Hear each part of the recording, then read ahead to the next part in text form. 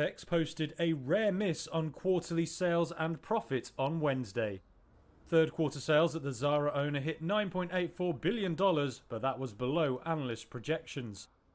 An 8.5% 9-month rise in net profit to $4.6 billion also failed to meet expectations. Inditex said severe floods in Spain at the end of October had a very limited impact on the company's performance. It also blamed a strong dollar and weak euro, as Inditex makes most of its sales in the euro. Shares have risen close to a third this year, but dropped back 6% in early trading Wednesday. However, it wasn't all underwhelming news for Inditex. The retailer said the holiday shopping season had got off to a good start. It said revenues were up 9% in the 6 weeks to December 9th, although that was slower than a year ago. The company further said it believed it was on a growth trajectory. Zara has been investing in larger stores, logistics centres and marketing. That as it tries to stay ahead of fast fashion rivals like H&M and Shein, which sell at lower prices. The Nasdaq closed at a record high above 20,000 on Wednesday, a major milestone reached with the help of rallying tech stocks that also boosted the S&P 500. The Dow, however, didn't fare as well, dipping about 0.2%. The S&P 500 rose about 0.8, and the Nasdaq jumped nearly 1.8%. A Labor Department report Wednesday showed U.S. consumer prices in November increased by the most in 7 months, though broadly in line with market expectations. That increased expectations of a 0.25 percentage point interest rate cut at the Federal Reserve's policy meeting next week. Ben McMillan, Chief Investment Officer of IDX Advisors, says recent data points to the market powering even higher. What's been the big thing in the last couple of weeks has been, investors looking at the data and the so-called soft landing or no landing for that matter. So there was concerns all year about a recession that, didn't materialize. And the numbers that have come out are still kind of in the Goldilocks zone, and so it's risk on for assets. Wednesday's stock moves included Tesla, which climbed nearly 6% to a record high as the electric vehicle maker extended a rally in the wake of Donald Trump's election victory. Nvidia and other mega-cap growth stocks, including Alphabet and Amazon, also finished higher. Original meme stock GameStop gained 7.5% after the video game retailer reported a profit for the third quarter on cost-saving efforts. Shares of Broadcom jumped more than 6.5%, following a report that Apple is working with the company to develop its first server chip specially designed for artificial intelligence.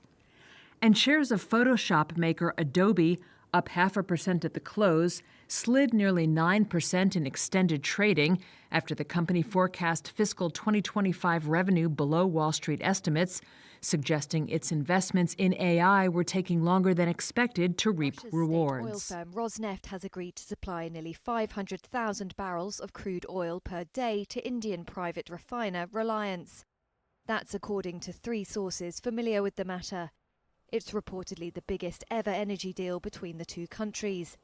The 10-year agreement would be worth roughly $13 billion a year at today's prices. It would also further cement energy relations between India and Russia. That would be a boost for Russia, which is under heavy Western sanctions over its invasion of Ukraine. Rosneft did not reply to requests for comment. Reliance said it works with international suppliers, including from Russia, and deals are based on market conditions. The company declined further comment on commercial matters. The deal comes ahead of the planned visit by Russian President Vladimir Putin to India.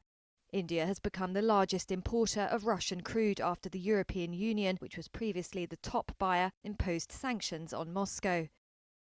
India has no sanctions on Russian oil, so refiners there have cashed in on the cheap crude supply. Competition among oil producers for a share of the Indian market is hot because it's one of the fastest growing energy markets. It's becoming more important as a driver of global demand as growth in top importer China slows. Korean Air said Thursday it has completed its long-drawn-out acquisition of local rival Asiana. That creates one of Asia's biggest airlines. The $1.3 billion deal was first announced 4 years ago, making it the longest time ever to complete a tie-up between two carriers. Progress was hampered by competition concerns.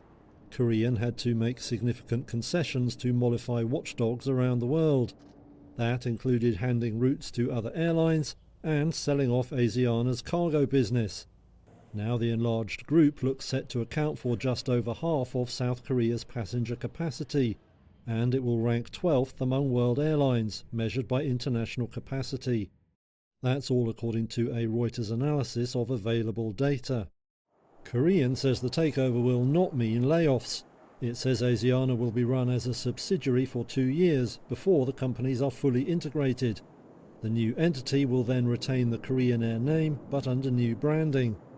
A single low-cost carrier will also be created as part of the reorganization. The Nasdaq topped 20,000 for the first time during Wednesday's trading session, gaining nearly 2% from its Tuesday close. Credit technology stocks for the push to the record level as they continue to rally on hopes of looser regulation under Donald Trump's presidency and bets on AI-fueled earnings growth in the coming quarters.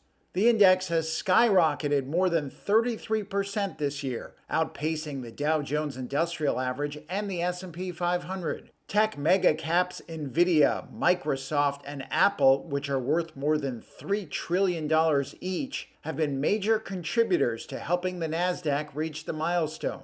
The index hit 19,000 points for the first time in early November, when Donald Trump secured victory in the U.S. presidential election and his Republican Party swept both houses of Congress. Rosemary and Larry Brester don't immediately look like players in the big business of making jet planes. But their family-run firm in the Seattle area has been supplying Boeing with metal parts for decades. And it's small companies like this that could be hardest hit by the troubles at the aerospace giant. And then all of a sudden, it was the MAX issue that was going on with the Boeing company, and then with the door plug issue, it just kind of escalated everything, and everything was put on hold. And we saw a drastic shift in how our business, the income coming into the business, and the type of work that we were getting in the jobs, totally shifted. And so it became a struggle, and then the strike hit, and then it just made it worse.